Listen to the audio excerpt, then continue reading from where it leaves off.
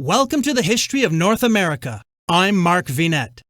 The great man idea of history incorporates at least three concepts: that history is made by individuals, that those individuals are mostly men, and that they are to be regarded as great, not just important, but, apart from a few villains, admirable as well.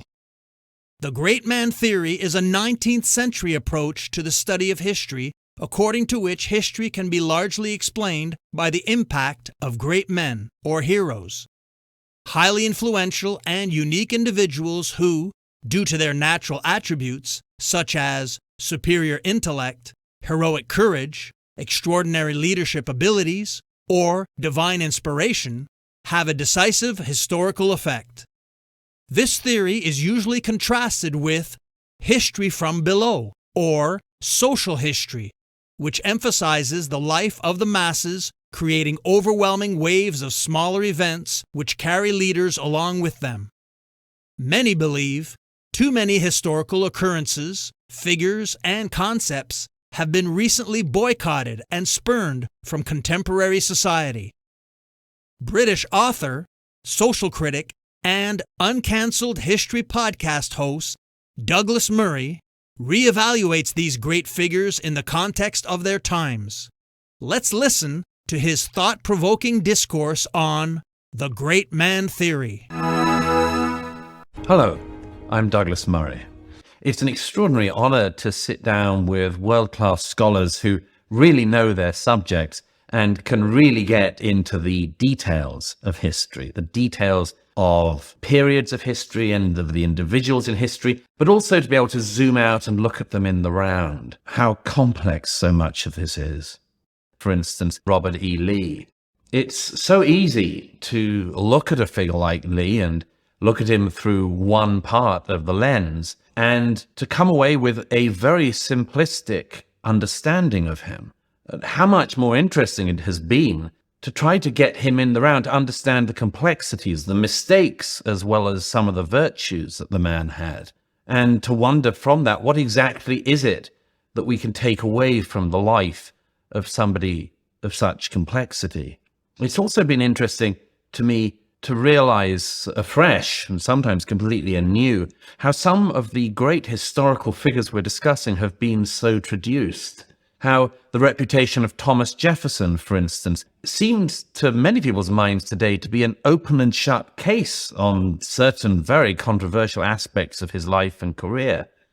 So interesting to have learned much of that traducing is based on evidence and ideas that are not actually proven at all, and at least contestable. And that makes it so much more interesting than simply an open and shut case of this man did something wrong and therefore we're better than him and can traduce him with glee and ease.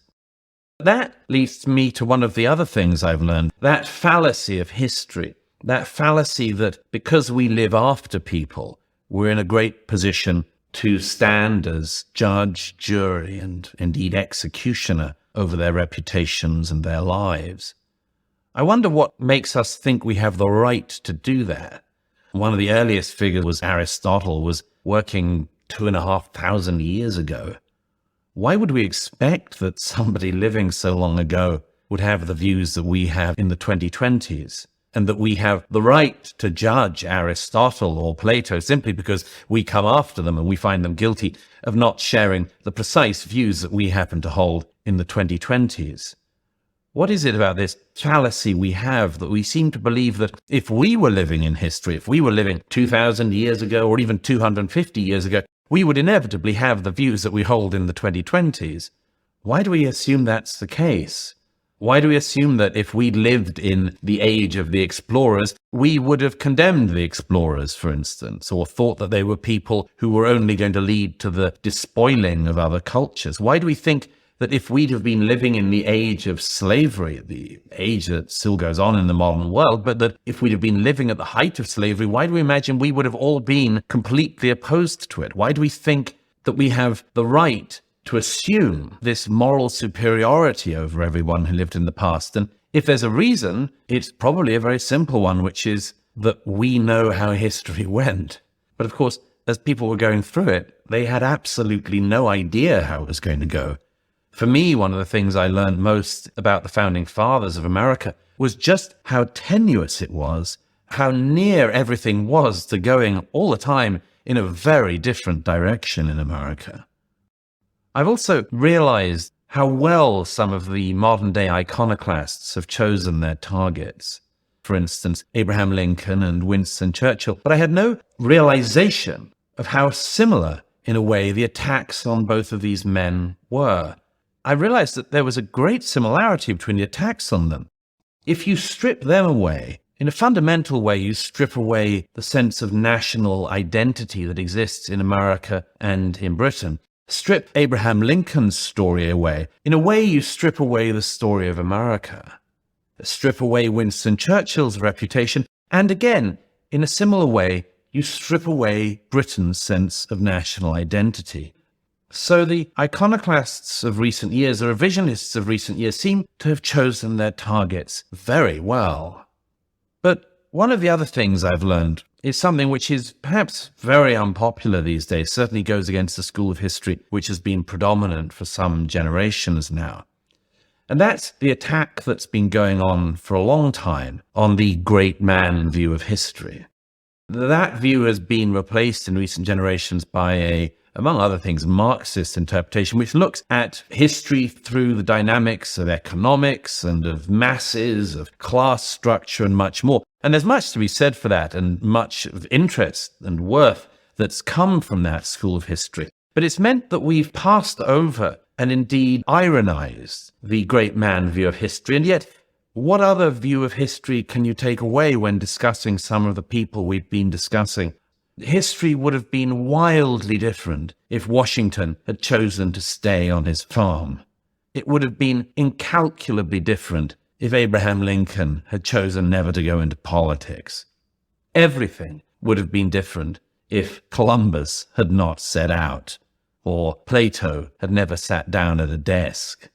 Everything would have been different if any of the individuals that we've discussed had chosen to do things differently. And nowhere was that more obvious than in the question of the founding fathers in America. And finally, I suppose I'm struck by what we should think of about Roosevelt, about some of these other historical figures who've been torn down and lambasted and attacked in recent years. I was struck by the analogy of the attic, that history is like a great attic of belongings and inheritances. And that if you chuck everything out of that attic, if you clear the whole thing, you might clear away things you might need again someday. In discussing the career of Teddy Roosevelt, I was very struck by the fact that there were many things about his career which are unpopular today. The focus on the sort of forward-striding masculinity of a kind that today might be called toxic. But yet I was reminded also that that kind of striving, strength, the ambition, among other things, are things that we perhaps could need again, things that it's best not to throw out. And besides, what would America look like? What would any of our countries look like if we just chucked away all the people in the past that didn't happen to make the grade for our values in the 2020s? It seems clear to me that, in fact, one man, one woman, can indeed change the course of history. Those are some of the things I've learned. There are many others I could cite as well, but I hope you've learned something on this journey. It's been a great pleasure for me, and I hope it's been a pleasure for you. So thank you for joining me. I'm Mark Vinet, and I hope you're enjoying the ride.